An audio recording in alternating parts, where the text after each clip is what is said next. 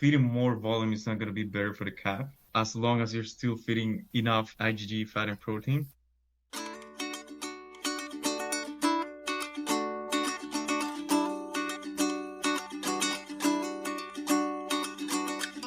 Welcome back, everyone, to the Dairy Science Digest. This is a podcast designed to bring the Journal of Dairy Science straight to the ears of dairy producers. I'm Reagan Bluel from the University of Missouri Dairy Team, and today's guest is Dr. Alberto Lopez, formerly of the University of Guelph, where he pursued his PhD in calf nutrition. And for the past nearly 3 years, he's been serving the industry as dairy nutritionist at Diamond Nutrition. Now, that dreaded scenario when a cow comes into the barn after calving, she's got no colostrum, and you realize the freezer of your donor colostrum is empty. Or maybe your farm is working on eradicating some contagious disease and you find yourself needing to utilize colostrum replacer. Regardless of the situation, we can find ourselves needing colostrum replacer on the dairy. The directions are clearly printed on the back of that package, but do we really understand the why? And so today we're going to not only talk about the why, but all of the interworkings associated with this very unique product that is so important to be delivered accurately. So acknowledging the value of that colostrum and the success of this very valuable critter right now, Alberto is here to talk to us about some of the research that they conducted to ensure successful passive transfer. The featured article this month is titled, "The Effect of Dilution on Colostrum Replacer on IgG Absorption, Abomasal Emptying Rate, and Gastrointestinal Permeability in Holstein Calves." So, welcome to the Dairy Science Digest. Thank you so much for joining us today. Would you please take a brief moment to introduce yourself to our listening audience? Hi, Reagan. Thank you so much. It's a pleasure to be here. I really feel honored. And as you mentioned, I finished my PhD at University of Guelph with Dr. Mike Steele. That was in June 2023. Before that, I did my master's at Penn State with Dr. Judd Heinrichs, and my undergrad was done here in Honduras. And since October 2023, I've been working with Diamond Nutrition Services as a dairy nutritionist and just doing some work with dairy cows in southern Alberta. Very good. And so now kind of zooming into that newborn baby calf, let's kind of talk a little bit about the structure of the project. There were 48 newborn Holstein bull calves that were assigned to one of 4 treatments. Can you talk a little bit about what the treatments were? Yeah. So the main idea was to have 4 different levels of total solids. The baseline was the total solids that the mixing instructions have for this colostrum replacer. So if you just follow the mixing orders of this replacer by mixing 949 grams of powder with 1.7 kgs of water, the total solids came back to 360. So after that, we decided to dilute it by going 360, 320, 280, and 240. So those are the 4 treatments, and just we kept the same amount of powder in all of the treatments, but we just added more water to decrease the total solids. And the main goal was to have that dilution plus having the same IgG delivered to every single calf. You bet. And so the IgG concentration of this particular colostrum replacer was 150 grams of IgG. And I mention that, guys, because there are other colostrum products out on the shelves. And so don't just look at price. Look at the amount of IgGs being delivered in this package, because that's really important. And when you go through and look at the composition of each treatment, there's a clickable link at the bottom of the show notes that will pull up the paper, and there on the 4th page it talks about all the statistical differences of each dilution factor, because of course it is more concentrated when you have less water.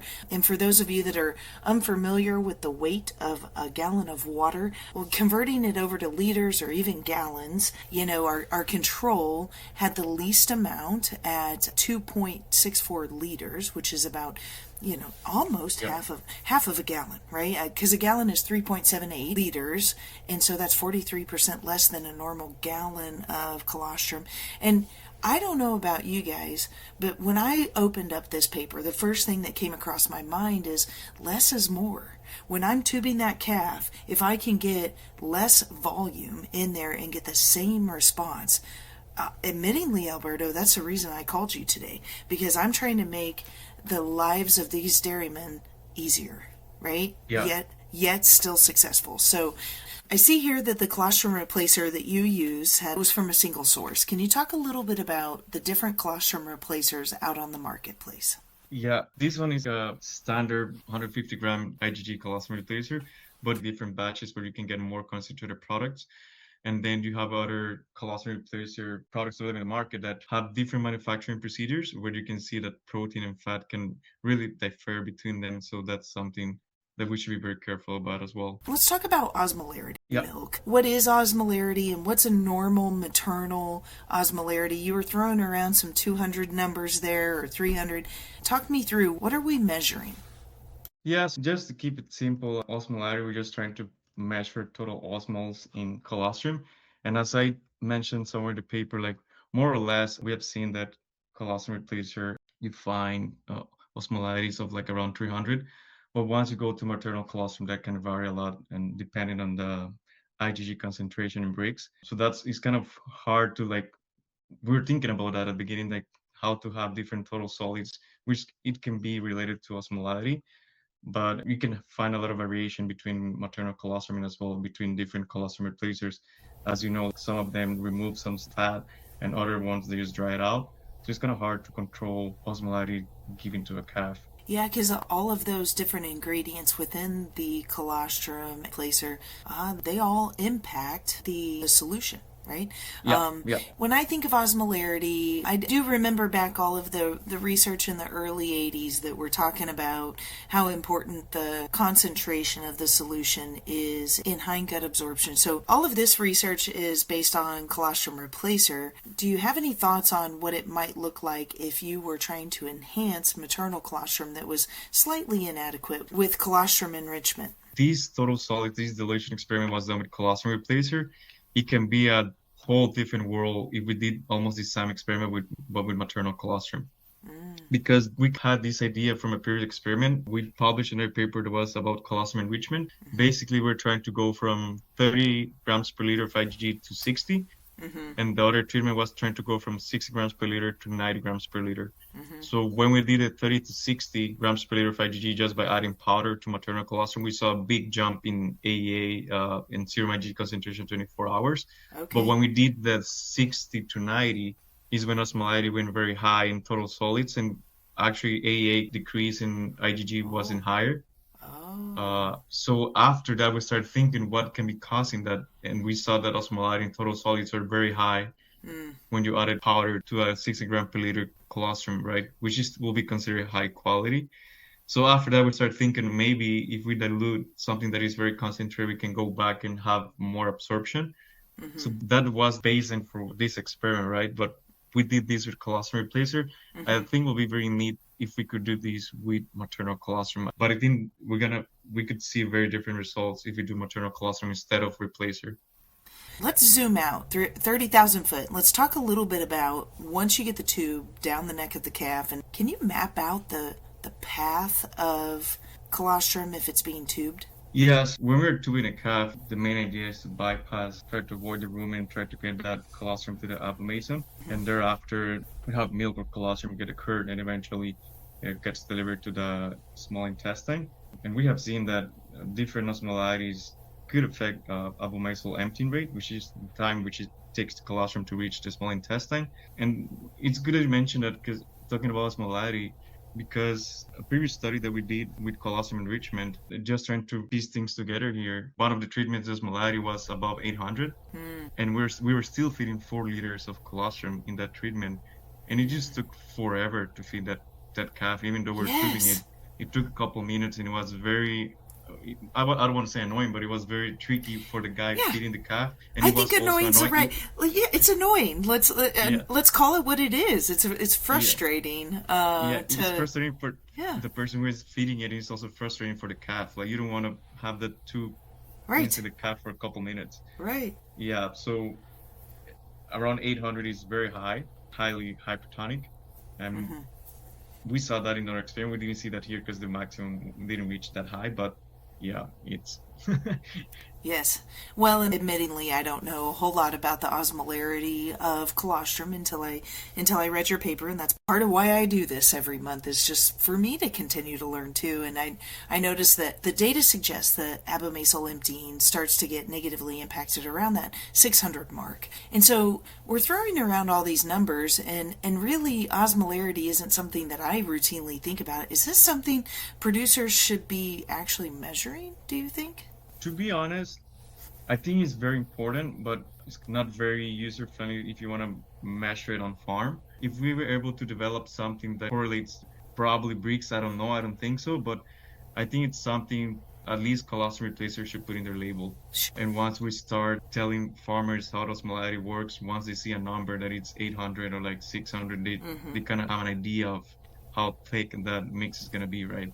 And I feel like even just heightening awareness, like we're doing here today on the conversation, allows guys to recognize some of the symptoms of hypertonic solutions, and that way they can understand in the event that something's going haywire, they can call out their calf specialist or extension agent and maybe do some of these measurements that could be impacting, because acknowledging that depending on the softness of your water, your osmolarity could be impacted even by your water softener or other things like that. And so just being aware of it, even if it's not something that you routinely measure, might be a good idea. Now, speaking of tools on farm, when you're measuring passive immunity, because let's be real, that's all we're really here to talk about is successful transfer of passive immunity, or those IgGs. What are some targeted goals for guys, and how do they go about capturing or keeping track of that data? Yeah, that's like a hit and miss.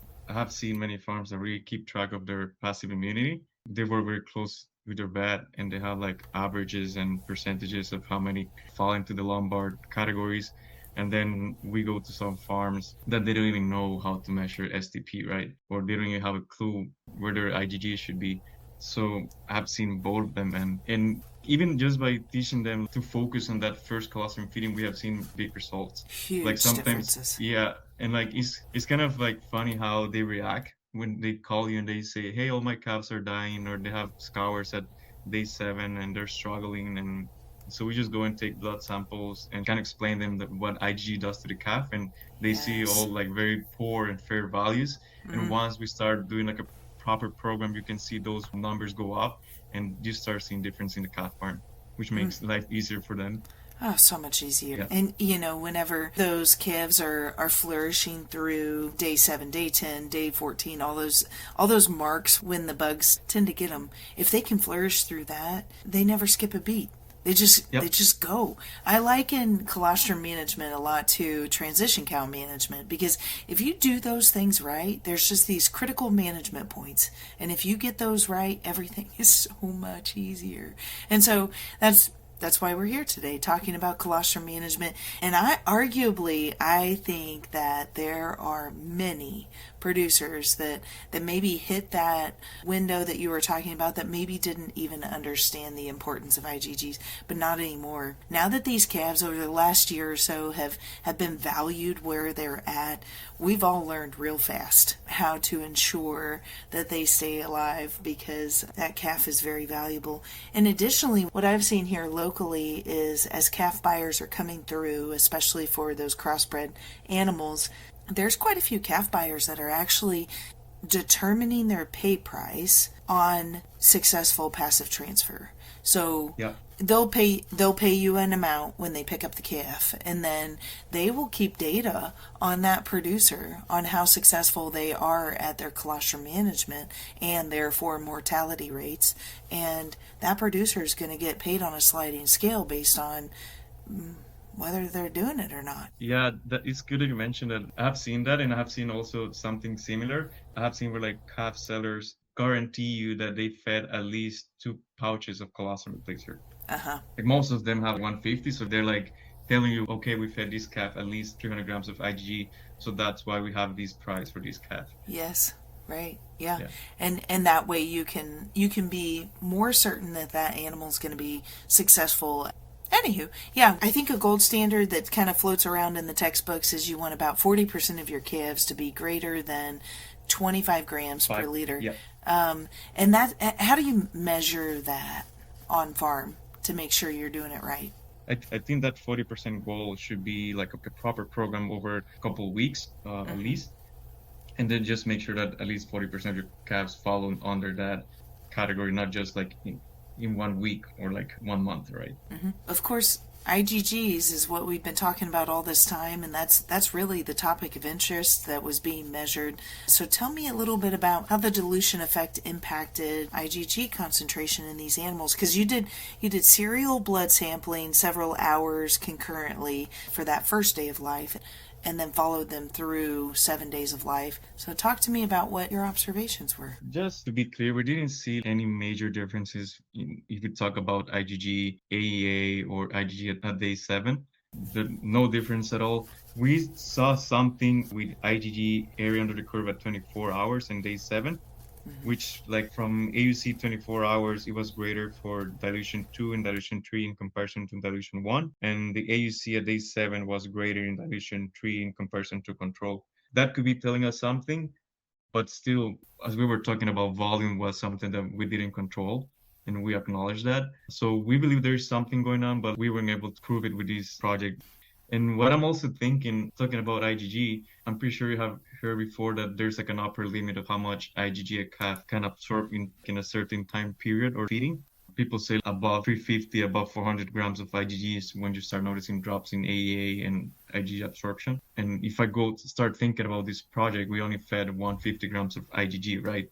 So we're not nearly close to that supposed upper limit. So I think that could be one of the reasons why we didn't see like a major benefit by diluting these treatments, right? Because we're just feeding 150 grams of IgG. I think there might be a possibility to see like a major effect if we try to dilute, let's say, for example, a control that has like 450 grams of IgG and then dilute it by half or something like that. I think that the volume and the IgG fed were things that affected why we didn't see any serum IgG differences in these calves. I see. I would guess that about 90% of all the researchers that I talk to actually say there needs to be more research, and so I think that next question could be, can you increase the concentrations of IgG and deliver it in a larger volume and, maybe take care of that with one feeding right there. Bing, bang, boom, done. Yeah. Get it delivered. Now, you were talking about area under the curve and this and that, and so let's talk a little bit about abomasal emptying, because that was one of the things that you measured. And I guarantee that most of the listeners here, when they're tubing that calf, they're not thinking about abomasal emptying. So talk to me about how that milk gets from the abomasum to the site of absorption and why that matters. So abomasal emptying is just the time colostrum takes to reach the small intestine, which is the site of absorption. And it all varies. It depends on the composition of the colostrum and mainly the curd that gets formed in that abomasum. And then you get that slow release of the whey, and then eventually everything gets intestine. And that largely depends, as I mentioned, composition of colostrum. Plus, I think a big variable here is volume. So those two main factors can affect how fast that colostrum can reach to the site of absorption, which is very important for these calves in the first 24 hours of life. Absolutely. And I guess if we could rewind back a little bit and go back to the concentration of serum IgG over time. And I want to draw all the readers' eyes to page 8. There's some colorful graphs there if you're printing it out. Make sure you print it in color because you can quickly see how tangled up these lines are. They are not statistically different. And I think the reason, selfishly, the reason why I called you today, Alberto, was to try to explain to producers it's okay. A smaller volume is okay. And this is less than a gallon of water. And make sure you're using the right temperature so it actually gets into solution. But what I'm learning from your paper in this graph, is it appropriate for me to take home that I can mix that with a little less water and be confident that she's still absorbing it? Oh, well, yeah, it's kind of good to let people know feeding more volume is not going to be better for the calf, as long as you're still feeding enough IgG, fat, and protein. But for this scenario, you can feed a little bit less water and still be able to achieve those at least decent phosphate transfer levels. But I think we need to be careful about how thick osmolarity plays a role, right? Because for this specific product, for example, you can see the osmolarity was around 800, 835. So I'll be curious to see, just let's say you feed zero point 0.5 less liters and still mixing the same amount of powder, how high will the osmolarity come back? That will be also very interesting to see how does that affect how everything gets absorbed in calf. Yeah, I did find it very interesting that dilution 1 treatment was one of them that had a statistically different absorption rate. Yeah, you can see that AEA drops for dilution 1, and like numerically, you can see that it drops for dilution 1 and then goes up again for dilution 2 and dilution 3. Yeah, you can see that in the AEA graph that is in page number 9. And so it is curious. Yes. Well, I think my absolute favorite question to ask all the scientists that I'm recording is, what would you like boots on the ground dairymen to learn from this informative project? What do you think are the important take-homes for colostrum replacer feeding? I think the main goal here is try to tell people that volume is very important, and also how you mix colostrum replacer is very important.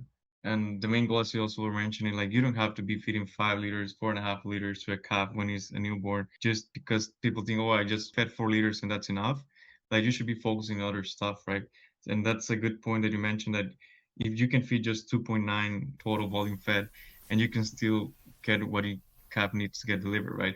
I think the main idea here is to like focus on the quality instead of just thinking about volume.